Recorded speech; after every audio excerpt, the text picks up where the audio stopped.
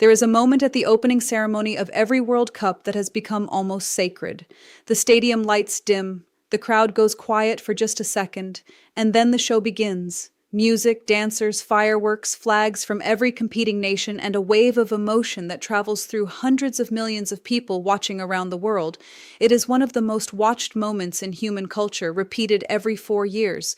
But there is something that has never appeared in that opening ceremony. Not once. Not in 2022. Not in any year. There has never been a moment of silence. There has never been a name read aloud. There has never been an acknowledgement in front of the cameras of the people whose labor made that stadium, and dozens of others, physically possible to build. According to an investigation published by The Guardian newspaper in 2021, more than 6,500 migrant workers from 5 South Asian countries died in Qatar during the decade between Qatar being awarded the 2022 World Cup and the tournament taking place.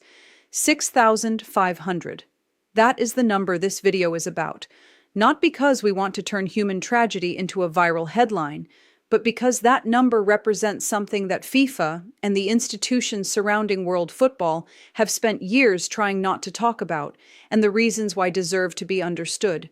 I am MB. This is House of MB, and today we are going to talk about the people the World Cup was built on top of. To understand this story, you have to start with a simple question. Why were there so many migrant workers in Qatar in the first place? Qatar is a small country. At the time it was awarded the 2022 World Cup in December 2010, its total population was around 1.7 million people. And the vast majority of those people were not Qatari citizens. They were foreign workers, primarily from South Asia and Southeast Asia, who had come to Qatar for employment opportunities that, compared to wages available in their home countries, represented a significant improvement in earning potential for themselves and their families. This is, on its own, not unusual. Migrant labor is a fundamental part of the economies of Qatar and its neighboring Gulf states, and has been for decades, long before the World Cup was ever part of the conversation.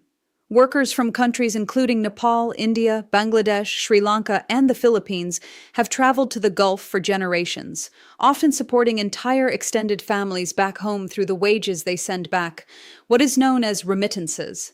For many of these workers, the decision to travel to Qatar represents a calculated trade-off: difficult working conditions and separation from family in exchange for wages that can transform their family's circumstances back home, paying for housing, education, healthcare, and opportunities that would not otherwise be possible. This is the context that matters. The workers who came to Qatar were not naive. Many of them understood that the work would be hard. What they did not necessarily understand, and in many documented cases were not told, was the specific nature of the system they would be entering once they arrived. This brings us to the kafala system. The kafala system is a sponsorship-based labor system that has historically operated across several Gulf countries, including Qatar. Under this system, a migrant worker's legal status in the country is tied directly to their employer, referred to as their sponsor. In its traditional form, this meant that a worker could not change jobs, and in many cases could not even leave the country without their employer's permission. If an employer refused to grant this permission, for any reason or no reason at all, a worker could find themselves effectively trapped, unable to leave their job, even if conditions were dangerous or wages were not being paid as promised, unable to leave the country, even to return home. According to investigations by organizations including Amnesty International and Human Rights Watch, conducted over many years following Qatar's 2010 World Cup win, this system created conditions in which a significant number of workers experienced what these organizations characterized as exploitation. Recruitment agencies in workers' home countries often charged workers substantial fees to arrange their jobs in Qatar, fees that, in many documented cases, left workers in debt before they had even started working, a situation sometimes described as debt bondage, where workers felt unable to leave jobs regardless of conditions because of the debt they had taken on to get there in the first place. Once in Qatar, some workers reported that the actual terms of their employment, wages, job roles, working hours, did not match what they had been promised before leaving home. Investigations documented cases of wage theft where workers were not paid on time, were paid less than promised, or in some cases were not paid at all for extended periods. And the working conditions themselves, particularly for outdoor construction work, which made up the bulk of the labor required to build Qatar's World Cup stadiums, the new city of Lusail, transportation infrastructure and accommodation, involved extreme heat. Qatar's summer temperatures regularly exceed 50 degrees Celsius. Working outdoors in these conditions for extended hours carries serious health risks: heat stroke, cardiovascular strain, kidney damage from chronic dehydration. Now let us talk about the number itself, 6,500, because it is important to understand exactly what this figure represents and what it does not represent, because precision matters when we are talking about human lives. The Guardian's 2021 investigation was based on government data obtained from the embassies and labor ministries of 5 countries: India, Pakistan, Nepal, Bangladesh, and Sri Lanka, covering the period from 2010, when Qatar won the World Cup bid, through 2020. The figure of over 6,500 represents the total number of deaths of migrant workers from these 5 countries recorded in Qatar during that decade across all sectors of Qatar's economy and all causes of death, not exclusively construction workers and not exclusively deaths directly attributable to World Cup infrastructure projects. Qatari officials have pushed back on direct attribution of this full figure to World Cup construction specifically, noting that it includes workers across the entire economy and from natural causes unrelated to workplace conditions. This distinction matters, and it has been used by critics of The Guardian's framing to argue that the headline number overstates the direct human cost of World Cup construction specifically. At the same time, separate investigations focus specifically on construction sites associated with World Cup infrastructure did document worker deaths in those specific contexts, including deaths attributed by employers to causes such as cardiac arrest, deaths that occurred among relatively young workers performing physical labor in extreme heat, circumstances that organizations including Human Rights Watch argued warranted far more rigorous investigation into potential links between working conditions and cause of death than Qatari authorities were, for years, willing to conduct. One of the most significant issues raised by human rights organizations was not simply the number of deaths, but how those deaths were classified. For years, a very large proportion of migrant worker deaths in Qatar were officially attributed to natural causes, including categories like cardiac arrest or respiratory failure, without further investigation into whether workplace conditions, including heat exposure, may have contributed. Human Rights Watch and other organizations argued that this pattern of classification, relatively young, previously healthy workers dying suddenly from causes labeled as natural, with little to no investigation into working conditions at the time of death, represented a systemic failure to properly investigate what may, in many cases, have been preventable work-related deaths. So where was FIFA in all of this? This is the question this video is really about. FIFA awarded Qatar the right to host the World Cup in December 2010. From that point forward, Qatar's preparation for the tournament, including the massive infrastructure projects that would require hundreds of thousands of migrant workers, was directly connected to FIFA's tournament. FIFA officials visited Qatar repeatedly throughout the preparation period. FIFA received throughout this period extensive documentation from human rights organizations, journalists, and labor rights groups about the conditions migrant workers were facing. This was not information that FIFA could plausibly have been unaware of. By the mid-2010s, the situation facing migrant workers in Qatar had become a major international news story, covered extensively by major news organizations around the world, and the subject of direct advocacy campaigns by international trade union federations and human rights organizations specifically directed at FIFA.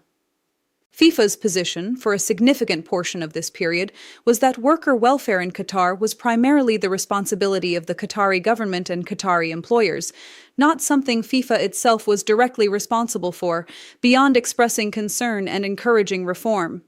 Critics argued that this position understated FIFA's actual leverage. FIFA had awarded Qatar a tournament that Qatar's government clearly viewed as enormously important, both for international prestige and for the broader economic and infrastructure development it would catalyze. This gave FIFA significant leverage to push for labor reforms as a condition of Qatar continuing to host the tournament, leverage that critics argued FIFA was reluctant to use with the urgency the situation demanded, in part because doing so risked jeopardizing the tournament FIFA had already committed to and was generating enormous commercial value from. Over the years following 2010, Qatar did introduce a series of labor reforms.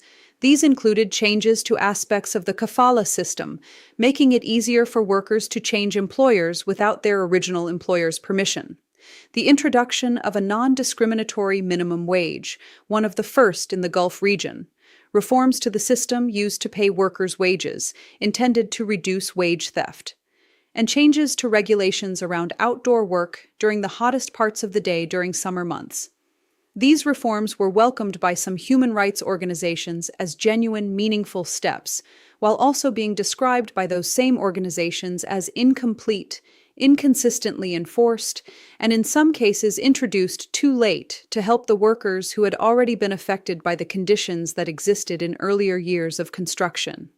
In 2022, in the lead-up to the World Cup itself, FIFA, under continued pressure from players' unions, human rights organizations, and some national football federations who had publicly called for action, announced the establishment of what was described as a legacy fund related to migrant worker welfare. However, the specific scale, structure, and implementation of this fund were criticized by human rights organizations as falling significantly short of what campaigners had been calling for, which included a dedicated compensation fund specifically for the families of workers who had died or been injured during World Cup-related construction, with proposed figures from campaigning organizations running into hundreds of millions of dollars, an amount that FIFA's eventual response did not match. So here we are. The 2022 World Cup happened. By most footballing measures, it was an extraordinary tournament, among the most dramatic finals in World Cup history, watched by well over 1 billion people. The stadiums that hosted those matches, stadiums that will be remembered for decades for the football that took place inside them, were built in significant part by workers whose working and living conditions were, for years, the subject of serious documented human rights concerns, and some of whom died during the construction period under circumstances that, in many cases, were never adequately investigated. Why does FIFA never talk about this? The most charitable interpretation is that FIFA, as an organization whose business model is built around celebration, spectacle, and positive global unity through football, has no institutional incentive to draw attention to anything that complicates that narrative, regardless of how legitimate or important that complication might be. The less charitable interpretation is that FIFA, having awarded the tournament to Qatar in a process that, as we discussed in a previous video on this channel, was itself the subject of serious corruption concerns, has every incentive to avoid drawing further attention to the consequences of that decision. Either way, the result is the same.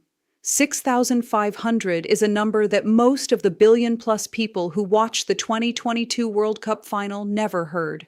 It was not mentioned during the opening ceremony. It was not acknowledged during the closing ceremony. It existed and exists primarily in investigative journalism, in human rights reports, and in the documentation kept by the embassies of the countries these workers came from, who had the difficult task of processing the paperwork every time one more worker's body was sent home. This video is not asking you to stop watching football or to stop enjoying the World Cup. Football brings genuine joy to billions of people, and that joy is real and valuable. But understanding the full story of how a World Cup gets built, including the parts of that story that never make it onto the broadcast, is part of being a football fan with open eyes. The next time a World Cup opening ceremony begins and the fireworks go off and the music swells, and hundreds of millions of people around the world feel that wave of excitement together, it is worth remembering that the stadium those fireworks are exploding above did not build itself, and the people who built it deserve to be remembered as more than a footnote in an investigation that most of the world never read. I am MB. This is House of MB. If this video helped you see the World Cup a little differently, share it.